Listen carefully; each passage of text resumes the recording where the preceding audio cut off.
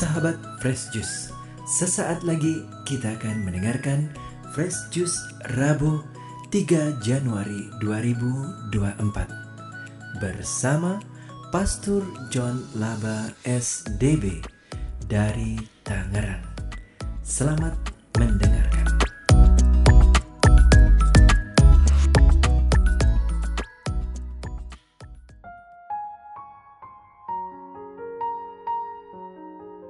Saudari dan saudara, para pendengar setia Daily Fresh Juice yang saya kasih dalam Kristus.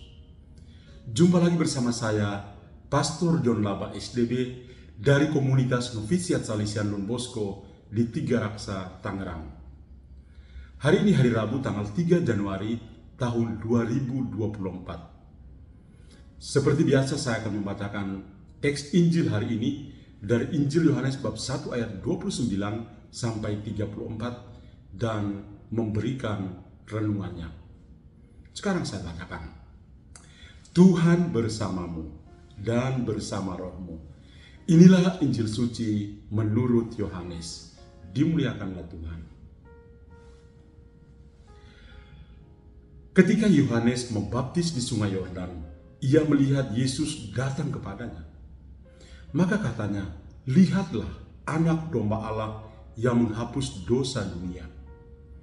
Dialah yang kumaksud ketika kukatakan, kemudian daripadaku akan datang seorang yang telah mendahului aku, sebab dia telah ada sebelum aku.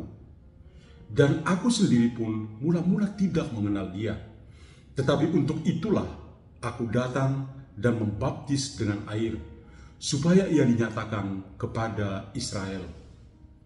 Dan Yohanes memberi kesaksian, katanya, "Aku telah melihat Roh turun dari langit seperti merpati, dan ia tinggal di atasnya. Dan aku pun tidak mengenalnya. Tetapi dia yang mengutus aku untuk membaptis dengan air telah berfirman kepadaku, jika engkau melihat Roh itu turun ke atas seseorang dan tinggal di atasnya, dialah itu yang akan membaptis dengan Roh Kudus. Dan aku telah melihatnya dan memberi kesaksian, ia inilah Anak Allah." Demikianlah sabda Tuhan. Terpujilah Kristus.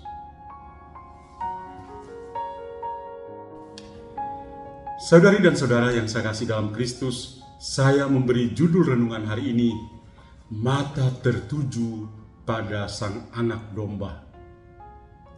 Pertama-tama, saya mengucapkan Selamat Natal dan Tahun Baru untuk semua pendengar setia Daily Fresh Juice di mana saja Anda sekalian berada.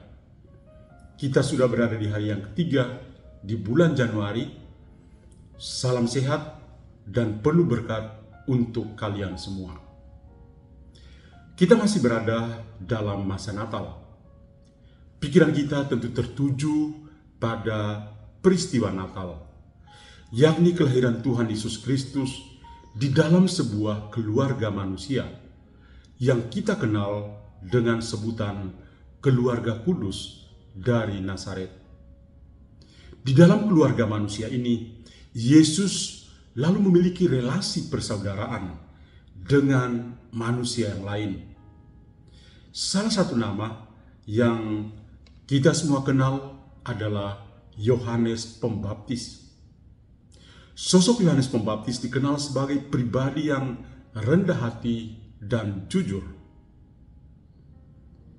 Injil kemarin, tanggal 2 Januari, mengisahkan bahwa ketika orang-orang Yahudi dari Yerusalem mengutus para imam dan kaum Lewi untuk menanyakan identitas atau jati diri dari Yohanes, maka dia menjawab dengan jujur bahwa dia bukanlah Mesias. Dia juga bukanlah Elia dan juga bukan nabi yang akan datang. Ia mengakui dirinya sebagai suara yang berseru-seru di padang gurun, "Luruskanlah jalan bagi Tuhan."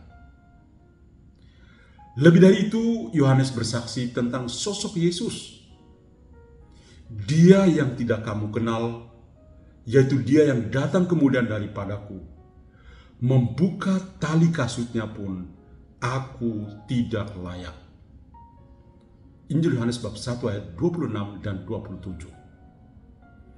Yohanes digambarkan di sini sebagai sosok yang sederhana, jujur, dan rendah hati. Pada hari ini kita mendengar kisah lanjutan tentang relasi antara Yohanes dan Yesus. Kali ini Yohanes sedang berdiri bersama para muridnya, dan Yesus yang datang kepadanya. Perkataan berupa kesaksian bahwa Yesus datang kepada manusia, dalam hal ini kepada Yohanes, sangatlah menarik perhatian kita.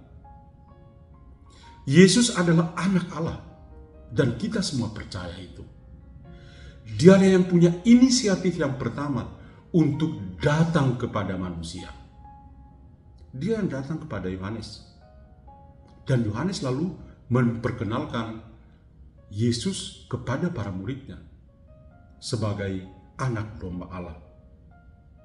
Maka di pihak Yohanes, ia menunjukkan sikap yang luar biasa, yakni ia tidak menerima Yesus sebagai saudaranya. Ada hubungan darah di antara mereka. Yohanes menerima dan memperkenalkan Yesus kepada para muridnya sebagai anak domba Allah. Ia berkata kepada para muridnya, "Lihatlah anak domba Allah yang menghapus dosa dunia." Yesus sebagai anak domba Allah yang menghapus dosa dunia ini sudah ada sebelum adanya Yohanes. Yohanes juga mengakui bahwa mula-mula dia tidak mengenal Yesus. Namun untuk itulah Yohanes datang untuk membaptis dengan air, supaya Yesus bisa dinyatakan kepada orang-orang Israel. Yohanes juga bersaksi bahwa Roh Tuhan ada pada Yesus, dan bahwa dialah yang akan membaptis bukan dengan air seperti Yohanes, tapi dialah yang akan membaptis dengan Roh Kudus.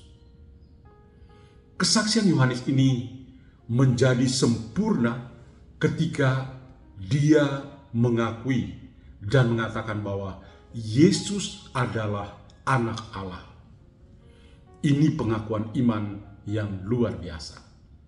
Yohanes tidak hanya menyiapkan jalan sebagai suara yang berseru-seru di padang gurun. Dia memperkenalkan Yesus sebagai anak domba Allah kepada para muridnya. Dan dialah yang mengaku Yesus sebagai anak Allah. Ini luar biasa. Yohanes menyebut Yesus sebagai anak domba Allah. Perkataan Yohanes ini menandakan misi Yesus sebagai Dia yang menebus kita dari dosa-dosa kita.